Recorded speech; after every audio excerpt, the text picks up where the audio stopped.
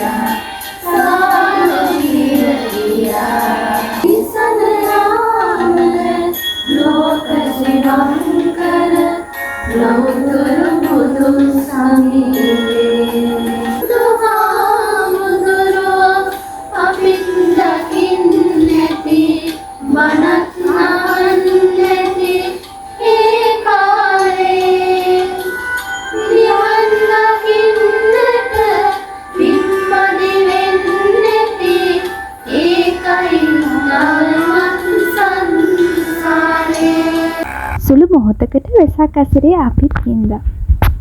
ඉහින් එන්නම් පරිස්සමින් ඉන්න.